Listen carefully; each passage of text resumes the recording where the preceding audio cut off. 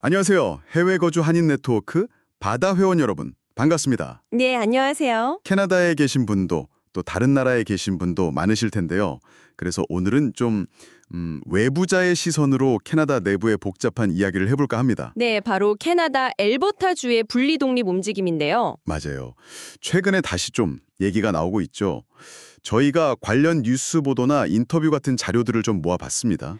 그래서 오늘 저희는 이 분리독립 이야기가 왜 지금 다시 나오는지, 그 배경은 뭐고, 또 핵심 쟁점은 뭔지, 관련된 다양한 목소리는 어떤 게 있는지 그 핵심 정보를 좀 명확하게 짚어드리는 걸 목표로 하고 있습니다. 네, 이게 단순히 캐나다만의 문제라기보다는 비슷한 갈등을 겪는 다른 나라들을 이해하는 데도 좀 도움이 될 것 같아요. 그렇죠. 자, 그럼 바로 한번 시작해 볼까요? 좋습니다. 우선 발단이 된 게 그 엘버타 주정부, 그러니까 데니얼 스미스 주총리가 움직이기 시작했다는 거죠. 네, 맞아요. 그 주민 발해로 국민 투표를 할 수 있는 요건 있잖아요. 그걸 확 낮추는 법안을 발의했어요. 원래는 유권자 20% 서명이 필요했는데 네, 그걸 10%로 줄이겠다는 겁니다.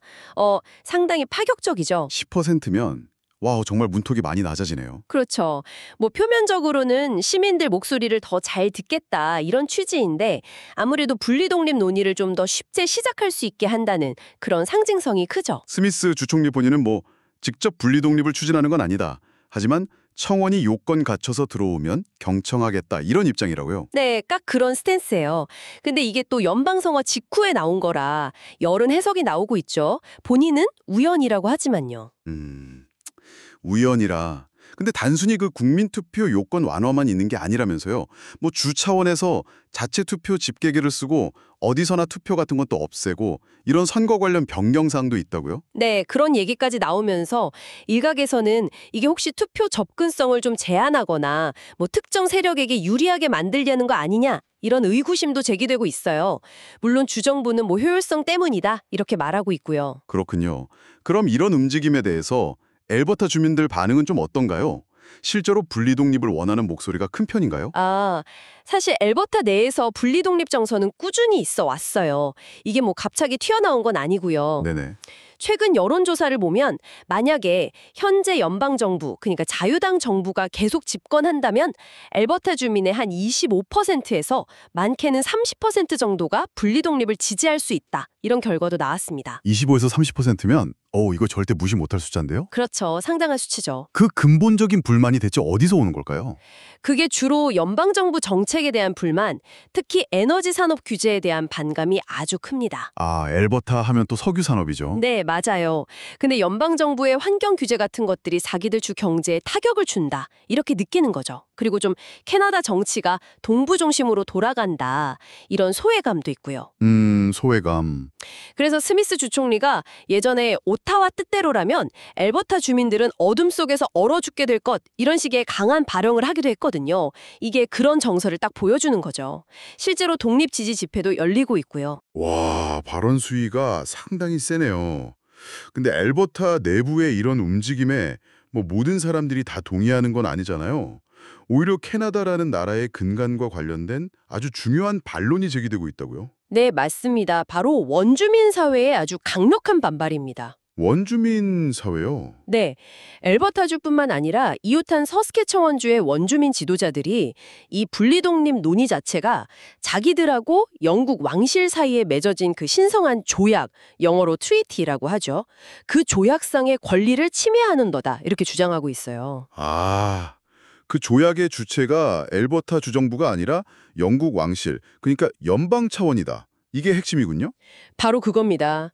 이게 그냥 옛날 문서가 아니고요. 캐나다 헌법 체계 안에서 아주 강력한 법적 지위를 가지고 지금도 유효한 정부 간의 약속으로 인정받거든요. 그렇군요. 법적인 무게가 상당하네요. 네. 그래서 원주민들은 이 땅은 우리 땅이다 이러면서 토지 소유권을 강하게 주장하고 주정부가 일방적으로 분리독립을 논의하는 건 조약 위반이다 이렇게 못 받고 있는 거죠. 스미스 주총리한테 논의 중단하라고 서한도 보내고 반대 시위도 계속하고 있고요. 법률 전문가들 의견은 좀 어떤가요? 법률 전문가들도요, 지난 한 30년 동안 이 원주민 권리에 대한 법적인 해석이 엄청나게 강화됐다고 봐요. 그래서 이제는 원주민들의 어떤 동의나 참여 없이는 이런 분리독립 같은 중대한 사안을 논의하기가 사실상 어렵다. 이렇게 지적합니다. 예전에 퀘벡 분리독립 논의 때랑은 상황이 완전히 달라졌다는 거죠. 아, 퀘벡 때와는 다르다. 확실히 중요한 변수네요. 이런 법적인 문제 말고도 현실적으로 넘어야 할 산이 많을 것 같은데요. 아휴, 그럼요. 만약에 설령 주민투표에서 찬성이 압도적으로 나왔다고 쳐도 그건 그냥 시작일 뿐이에요. 시작이다. 네, 그 다음부터가 진짜 복잡한 협상의 시작이죠. 예를 들어서 국경은 어떻게 할 건지, 국립공원 관리는, 캐나다 달러는 계속 쓸 건지 아니면 새 화폐를 만들 건지, 연방정부 자산을 어떻게 나눌 건지, 그리고 아까 얘기한 원주민과의 관계는 또 어떻게 재정립할 건지, 문제들이 정말 산더미입니다. 듣기만 해도 머리가 아프네요. 이게 뭐 몇 년, 아니 수십 년이 걸릴 수도 있는 그런 협상이겠어요? 그렇죠. 끝이 안 보일 수도 있죠. 특히 엘버타는 바다가 없는 내륙주잖아요. 독립해서 고립된 내륙국이 되는 게 과연 경제적으로나 실질적으로 이득이 될까? 이런 근본적인 의문도 계속 나오고 있죠. 네, 맞아요. 그 점 지적하는 목소리가 많습니다. 심지어 전직 엘버타 주총리나 이웃한 BC주 주총리 같은 사람들도 공개적으로 그 위험성을 경고하기도 했고요. 연방정부 입장은 어떤가요? 좀 강하게 나오나요? 연방정부는 일단 좀 선을 긋는 분위기예요. 마크 카니 총리가 나서서 이건 그냥 소수 의견, fringe argument 이뿐이다. 지금은 국가방위 같은 더 시급한 문제에 집중해야 할 때다. 이렇게 좀 일축했습니다. 소수 의견이다. 그렇다면 이 모든 분리독립 논의나 움직임이 정말로 독립을 목표로 한다기보다는 혹시 다른 목적이 있는 일종의 정치적인 행보일 가능성도 있을까요? 네, 그 분석이 상당히 설득력이 있습니다. 많은 전문가들이 그렇게 보고 있어요. 아, 그런가요? 네, 실제 독립 가능성은 낮다는 걸 알면서도 이 분리독립이라는 카드를 꺼내서 연방정부를 압박하고 협상력을 높이려는 그런 고도의 정치적 전략일 수 있다는 거죠. 아, 일종의 레버리지로 쓰는 거군요. 그렇죠. 더 많은 자치권을 달라? 우리 주 자원 개발이나 수익에 대한 통제권을 더 달라? 이런 요구를 관철하기 위한 수단으로 쓰는 거예요. 분리독립이라는 그 위협 자체가 하나의 강력한 무기가 되는 셈이죠. 야, 정말 복잡하네요. 결국 지금 엘버타 상황을 보면 주 정부는 어떻게든 자치권을 더 키우려고 하고 또 일부 주민들은 정말 분리독립을 원하고 근데 또 원주민 사회에서는 법적, 정치적으로 강력하게 반발하고 있고 현실적인 장벽도 만만치 않고 이게 다 얽혀 있는 거군요. 네, 정확하게 보셨습니다. 이게 캐나다 안에 계시든 아니면 저희처럼 외부에서 지켜보시든 이 논의는 단순히 엘버타 한 주의 문제를 넘어서는 의미가 있어요.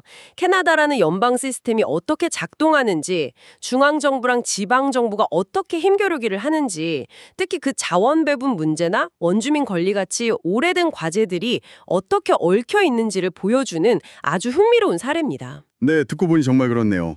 어쩌면 세계 여러 나라에서 좀 비슷한 형태로 나타나는 갈등의 축소판 같기도 하고요. 맞아요. 그런 측면도 있죠. 자, 그럼 마지막으로 청취자 여러분께 한번 질문을 던져볼까요? 여러분께서는 이 상황을 어떻게 보십니까? 실제 독립까지 가진 않더라도 엘버타의 이런 자치권 강화 움직임이 캐나다 전체의 연방주 관계에 좀 근본적인 변화를 가져올 수 있을까요? 아니면 일부 비판처럼 그냥 다른 중요한 문제들에서 시선을 돌리려는 정치적인 쇼에 불과할까요? 한번 좀 곱씹어볼 만한 질문인 것 같습니다. 네, 정말 생각해볼 만한 지점이죠. 오늘 저희가 준비한 이야기는 여기까지입니다. 네, 오늘 깊이 있는 분석 감사했습니다. 저희는 다음 시간에 더 흥미로운 주제로 다시 찾아뵙겠습니다. 네, 감사합니다.